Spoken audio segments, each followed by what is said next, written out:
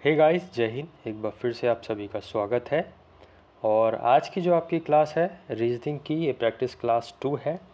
और practice class 2 से आप ये मत समझिएगा कि सिर्फ हमारी ये दूसरी क्लास है। अगर आप हमारी प्लेलिस्ट चेक करोगे उसमें आपको बहुत सारी रीजनिंग की क्लास अवेलेबल है, तो वो आप 1 बाय 1 करके कवर करिए। डेफिनेटली आपके लिए यूज़फुल होने वाली हैं चीज़ें। और कम समय में करने के लिए आप हमारी ई बुक ले सकते हो, जिसमें आपको हर एक पैटर्न कवर करवाने की कोशिश करी गई है और वीडियो के थ्रू आपको सॉल्यूशन बताया गया है। डिस्क्रिप्शन बॉक्स में लिंक आपको मिल जाएगा। बाकी आप हमें व्हाट्सएप करके भी ई बुक जो है वो ले सकते हो। चलिए स्टार्ट करते हैं। क्वेश्चन नंबर 1 आपकी स्क्रीन पर है। इसमें a इज़ इक्वल्स टू 26 दे रखा है, h इज़ इक्वल्स टू 19 दे रखा है, तो t इज़ इक्वल्स टू क्या होगा। तो देखो, इससे पहले हमने किया था तो उसमें मैंने आपको अपोजिट पेयर्स वाला करवाया था, ठीक है, जिसमें a का अपोजिट पेयर z होता है और z की प्लेस वैल्यू क्या होती है 26। तो यहाँ पे अगर आपको फर्स्ट में ये कॉन्सेप्ट मिल गया, इसका मतलब ये नहीं कि आप डायरेक्ट उससे आंसर की तरफ जाने की कोशिश करोगे। आपको ये सेकंड वाला भी चेक करना है कि इसमें वो चीज़ लागू हो रही है कि नहीं। तो h का अपोजिट क्या होता है s, और s का प्लेस वैल्यू होता है 19, जो कि यहाँ पे दिया हुआ है। दैट मीन्स ये कॉन्सेप्ट हमारा सही है। कॉन्सेप्ट क्या है? अपोजिट पेयर का प्लेस वैल्यू। तो t का अपोजिट पेयर क्या होता है? g, और g का प्लेस वैल्यू क्या होता है? 7। ऑप्शन डी करेक्ट आंसर बनेगा। ठीक है, आगे बढ़ते हैं। देखिए, क्वेश्चंस बनने की पॉसिबिलिटीज़ तो इन्फिनिटी है, कैसे भी क्वेश्चंस बन सकते हैं। ठीक है, इजी से इजी, हार्ड से हार्ड। बट आपका माइंड काम करना शुरू कर देगा जब आपको एक बेस आपका बन जाएगा कि हाँ, ये तरीके की जो पॉसिबिलिटीज़ हैं, कभी क्यूब करके, कभी हम स्क्वायर करके, कभी अंडर रूट लेके, कभी हम उसका 1/2 करके, 2 से डिवाइड करके, कभी 2 से मल्टीप्लाई करके, माइनस करके, प्लस करके, सारी पॉसिबिलिटीज़ जब आप सीख लोगे तब आप यहाँ पे क्वेश्चंस को बनाने खुद से लग जाओगे। ठीक है, तो उसके लिए टाइम तो लगेगा, बट नो डाउट वो टाइम जब आप पूरा कवर कर लोगे तो आपको मज़े भी आएंगे। ठीक है, reasoning is a very interesting subject, is it? है कि नहीं? कमेंट बॉक्स में ज़रूर बताइएगा।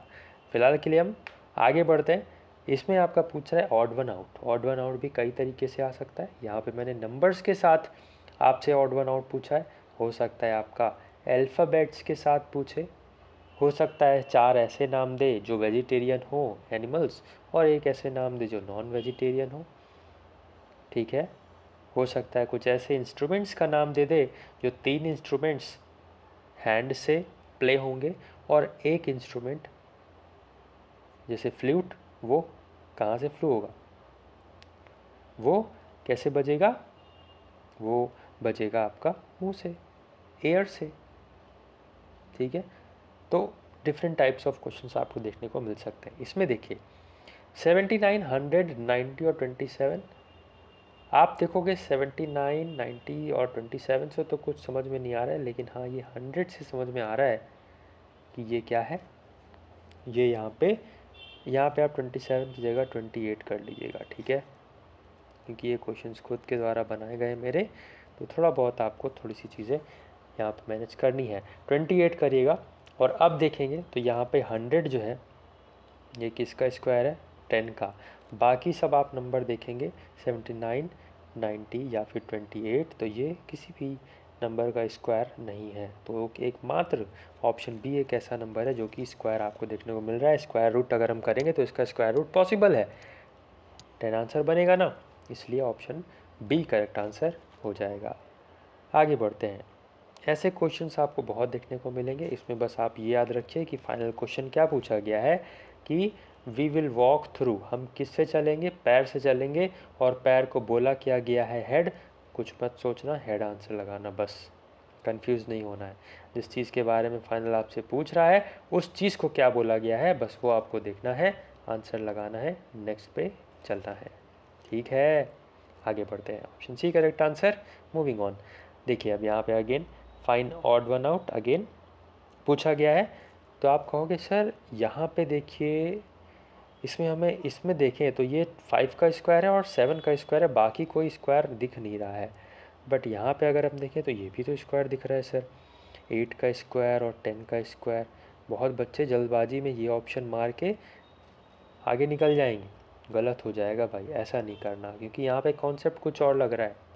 जब आपको एक ही तरीके का कॉन्सेप्ट दो ऑप्शंस में दिख गया तो आप ऑड कैसे निकाल लोगे? इसका मतलब कोई और कॉन्सेप्ट है। कॉन्सेप्ट क्या है? 5 + 2 आ जाएगा 7 और इसका स्क्वायर करेंगे तो आ जाएगा 49।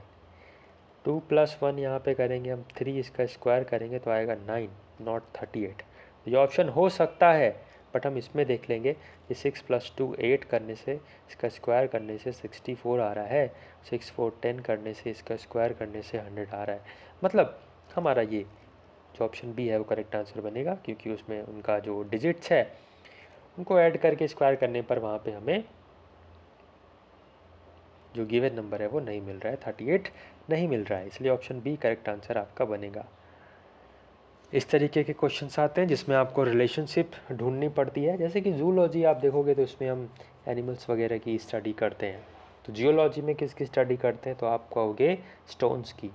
बहुत बच्चे अर्थ मारेंगे ऑप्शन, बहुत बच्चे सॉइल मारेंगे, बट करेक्ट आंसर स्टोन होगा, रिमेंबर इट। आगे बढ़ते हैं। अगेन आपसे ऑड वन आउट का क्वेश्चन पूछ रहा है। AZ दे रखा है, CX दे रखा है, PO दे रखा है, LO दे रखा है। आप कहोगे सर इसमें C और D में हमको कुछ ना कुछ कहीं ना कहीं O कॉमन दिख रहा है, इसका मतलब कहीं ना कहीं इसी में से कोई आंसर होगा, ठीक है? तो ऐसा नहीं है। देखो कॉन्सेप्ट क्या लगा है, A और Z ये क्या है? Opposite pairs. C और X क्या है? Opposite pairs. L और O क्या है? Opposite pairs. P और O अपोजिट पेयर नहीं है। P का अपोजिट पेयर होता है K। इसको आप याद रख सकते हो, कबाब पराठा, जिनको कबाब पसंद है, और एक और चीज़ है जो पसंद किसी को नहीं होना चाहिए, ठीक है? ध्यान रखेंगे, K for Kamla, P for पसंद, कमला पसंद, ठीक है? बस याद करने के पर्पज़ से आप इसको देखते रहिए। CX से आप याद रखेंगे क्रैक्स आता है ना, उसमें गिफ्ट निकलता है, 5 रुपये वाला जो आता है, गिफ्ट निकलता है। बहुत एक्साइटेड होते थे हम जब शुरुआत में जब आया था, उसमें रिंग्स, क्रैक्स की जो रिंग्स आती थी ज़्यादा टेस्टी होती थी। नेक्स्ट हम बात करें ये आज़ाद, इसको आप ध्यान रखोगे, ठीक है? आज़ाद, तो ये AZ, ठीक है? ऐसे ही आप B से ध्यान रखना, बॉय, तो BOY अपोजिट पेयर्स, ठीक है? याद रखेंगे। माउंटेन ड्यू आप लोगों ने P है, तो ये D का अपोजिट पेयर W। E से इवनिंग याद रखेंगे, EV इवनिंग, ठीक है? LOAN लोन से याद रखेंगे LO का अपोजिट पेयर्स। इसी तरीके से आपको ध्यान रखना है ये कुछ। आगे बढ़ते हैं, ऑप्शन C करेक्ट आंसर हो जाएगा, जिसमें आपका अपोजिट पेयर नहीं है। तो ये कुछ कॉन्सेप्ट्स आज हमने देखे अपनी रीजनिंग की क्लास में। आई होप आपको समझ में आया होगा, ठीक है? आपको अगर हमारे बैच में एनरोल करना है या ई बुक लेनी है तो व्हाट्सएप का नंबर हमने दे रखा है, कांटेक्ट करके आप वहाँ से चीज़ों को अवेल कर सकते हो और अपनी तैयारी को सिस्टमेटिक वे में प्रिपेयर कर सकते हो। बाकी मैंने आपको बताया कि हर एक सब्जेक्ट का, जैसे कि जीके की हम बात करें, रीजनिंग की बात करें, एप्टीट्यूड की बात करें, इंग्लिश की बात करें, प्लेलिस्ट अवेलेबल है। लगातार एक सिस्टमेटिक वे में आपको प्रिपेयर करना है, कोई भी क्लास छोड़नी नहीं है, चाहे वो इधर 2024 की हो, 2023 की हो, 2022 की हो, डजेंट मैटर्स। जो पैटर्न है, जिस तरीके का पैटर्न है वो कल भी वही था, जैसे कि अब मैंने बोला कि अपोजिट पेयर्स। तो जब आप अपोजिट पेयर्स आज पढ़ोगे, A का Z अपोजिट पेयर है, तो 4 साल बाद भी A का अपोजिट पेयर Z ही होगा।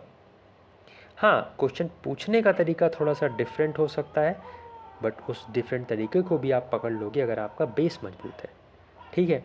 तो हर एक क्लास एक इम्पॉर्टेंट है, ध्यान रखना है। फिलहाल के लिए बस इतना ही। कोई भी आपको डाउट है कमेंट बॉक्स में कमेंट कर दीजिए, कोई भी डाउट है आप हमें व्हाट्सएप करके अपना डाउट क्लियर कर सकते हो।